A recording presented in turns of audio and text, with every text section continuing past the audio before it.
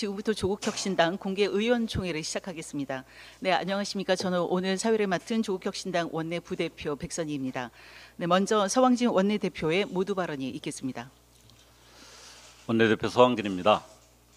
이재명 대통령이 어제 비상경제 점검회의에서 경기 회복 차원에서 속도감 있게 추경을 편성하라고 재정당국에 직접 지시했습니다.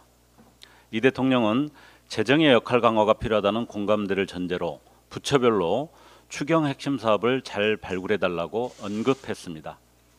구체적으로 취약계층 및 소상공인에 대한 지원 그리고 소비 진작 방안이 그 핵심이라고 할 수 있습니다.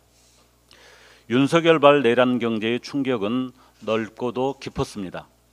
6개월간 지속된 내란 국면은 소비 심리를 얼어붙게 했고 민생 경제를 초토화했습니다. 바닥까지 말라버린 경기를 진작시키기 위해서는 소상공인 대출이나 이자 보전 같은 금융 지원도 필요하지만 무엇보다 민생 경제를 위한 마중물, 즉 직접 지원이 필요합니다. 실물 경제로 흘러갈 돈이 있어야 하기 때문입니다. 지난 5월 기재부는 국회의 강력한 증액 요구에도 1차 추경을 13조 8천억 규모로 제안했습니다. 이제 재정당국은 이재명 정부의 적극 재정 기조에 부응해 추경 확대에 책임 있게 나서야 합니다. 내란이 일어난 직후인 지난 1월부터 조국혁신당은 1인당 20만 원에서 30만 원 규모의 내란 극복 지원금을 포함한 추경 필요를 주장한 바 있습니다. 바닥 경제의 숨통을 틔우는 넉넉한 추경이 최대한 신속하게 집행되길 기대합니다. 국민의힘 일각에서 이제 야당이 되었으니 법사위원장을 돌려달라고 생떼를 쓰고 있습니다. 마치 맡겨두었던 보따리라도 되는 양 국민의힘에 즉시 반납해야 한다고 요구하고 있습니다. 심지어는 거대 야당이 법사위원장직을 보유하는 것은 삼권 분립의 정신을 훼손하는 것이라는 주장까지 합니다. 국회에 무기를 든 군인을 투입한 내란 수괴를 옹호한 정당이 과연 삼권 분립의 정신을 주장할 자격이 있는지 의문입니다. 현재 상임위배부는 지난해 제21대 국회가 열리며 여야 간 협상을 거쳐 합의된 내용입니다. 당연히 상임위는 2년 단위 협상이 원칙입니다.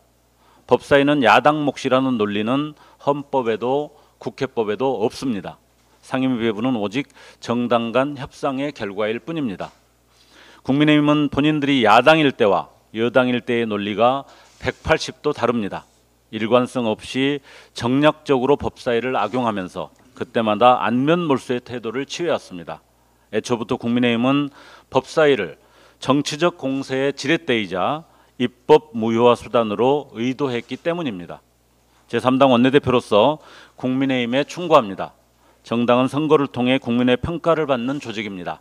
지방선거든 국회의원 선거든 대통령 선거든 마찬가지입니다. 정상적인 정당이라면 국민들이 선거를 통해 만들어준 정치 지형을 인정하고 의석으로 승부할 생각을 해야 합니다. 정권이 교체된 지 이제 고작 일주일입니다. 새 정부를 응원하라고까지는 바라지 않습니다. 다만 선거의 패배를 돌아보고 국민 앞에 겸손하길 바랍니다. 이상입니다. 네, 말씀 감사합니다. 다음으로는 현안 발언 순서입니다. 먼저 신장식 원내 수석 부대표의 현안 발언이 있겠습니다.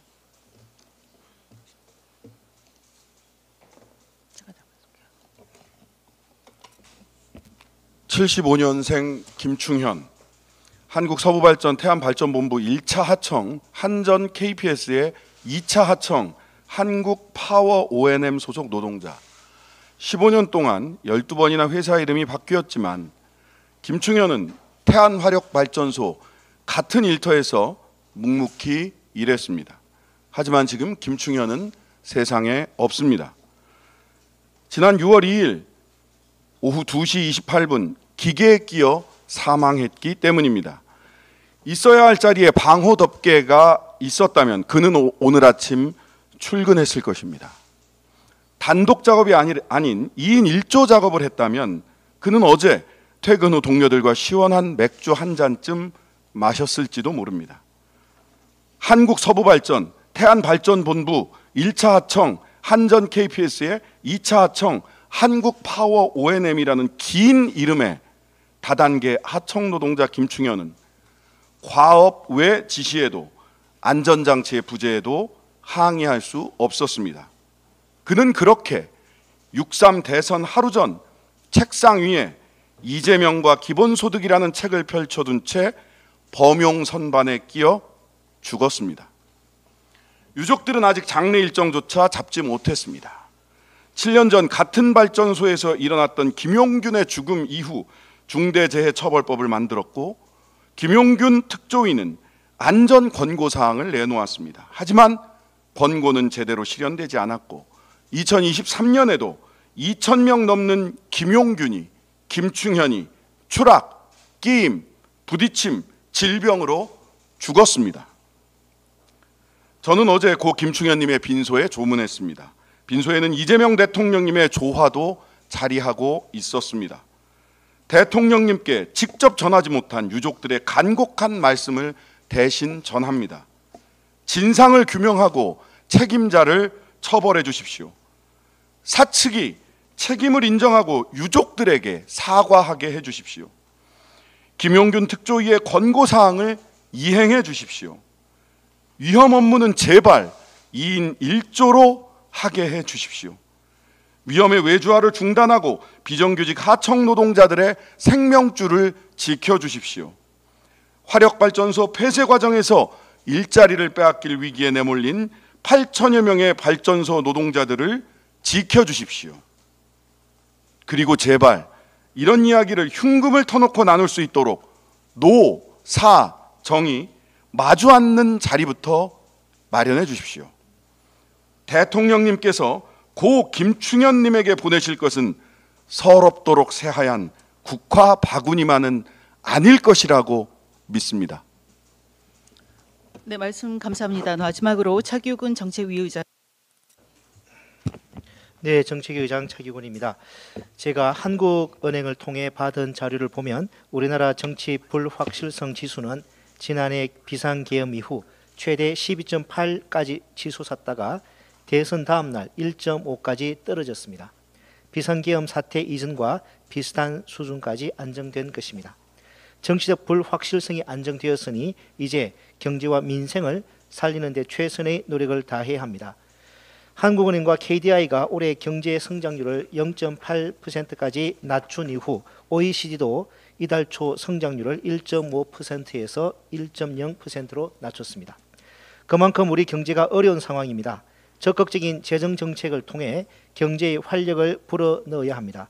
골드만삭스와 같은 해외 투자 은행들은 지난달 우리나라 성장률 전망치를 오히려 높이면서 재정 부양 가능성을 언급했습니다. 따라서 무엇보다 조속히 추경을 편성해야 합니다. 20조 원 이상의 적극적인 추경으로 민생과 경제 활력의 불씨를 되살려야 합니다. 특히 이번에는 조국혁신당이 올해 초 밝힌 바와 같이 세입 경정과 더불어 적극적인 채무 조정 방안까지 담아 실질적이고 효과적인 추경이 될 수 있기를 희망합니다. 또한 동시에 추진해야 할 과제가 있습니다. 바로 기획재정부 개혁입니다. 정부는 지난해 의료급여 5천억 원과 기초연금 3,900억 원 그리고 기초생활급여 1,540억 원 등 취약계층 예산 1조 원을 불용했습니다. 그러고도 기재부는 오늘 경향신문 보도처럼 아직도 이를 두고 통상적인 불용이라고 우기고 있습니다. 그러나 의료급여와 기초연금 그리고 기초생활급여는 윤석열 정부 이전에 불용이 거의 없었던 사업입니다. 기재부는 여전히 세수 결손에 대한 책임감과 개선 의지를 보이지 않고 있는 것입니다.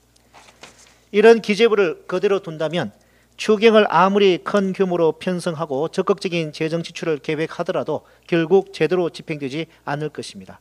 조국혁신당은 지난 4월 30일 기재부로부터 예산 기능을 분리하여 예산처를 만들고 금융위원회에서 금융정책을 떼어내고 감독정책에 집중하도록 하는 한편 떼어낸 금융정책을 기재부에 이관해 재무부로 재편하고 공훈위를 총리실 산으로 옮기는 기획재정부 개혁 방안을 발표했고 지난주에는 관련 법안 발의를 완료했습니다.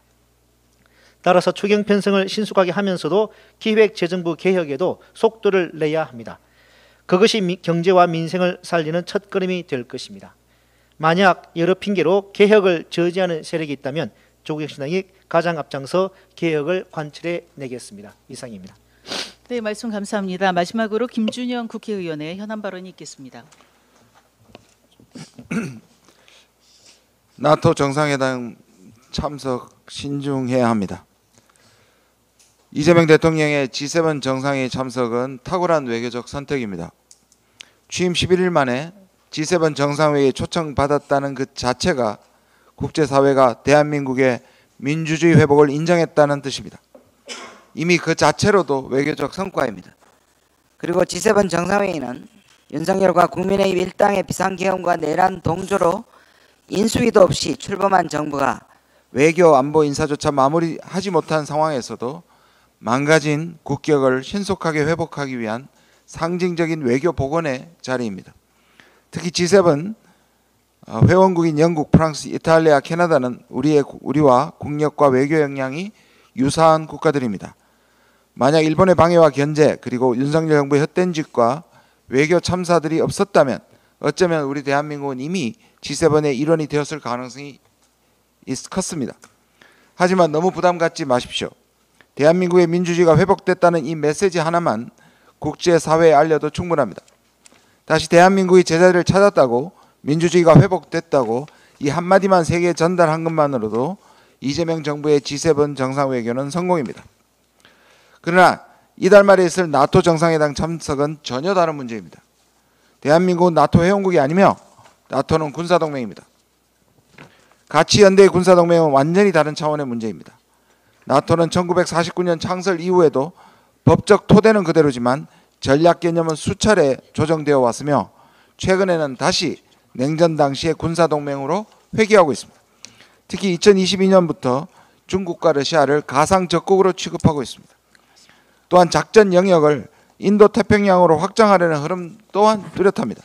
이는 바이든 행정부의 기조였고 트럼프 대통령이 입장을 달리한다고 하더라도 미 국방부를 포함한 군사 전략가들은 여전히 이 구상을 굳건하게 추진하고 있습니다.